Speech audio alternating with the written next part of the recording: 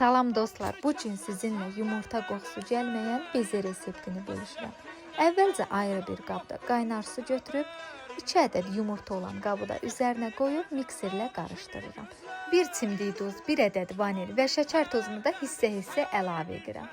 Yumurta ağardıqdan sonra üzərinə 25 qram da şəkər pudrası əlavə edib mikserlə yenidən qarışdırıram. Nəticədə axmayan, formasını saxlayan qatı bir kütlə alınır. Qida boyası ilə rəngləyib krem sıxma torbasına yığıram. Yağlı kağızın üzərində istədiyiniz formanı verə bilərsiniz. Mən 3 başlıqdan istifadə etdim. Yarısını kiçik ulduz formasında, yarısını isə böyük başlıqdan istifadə etdim.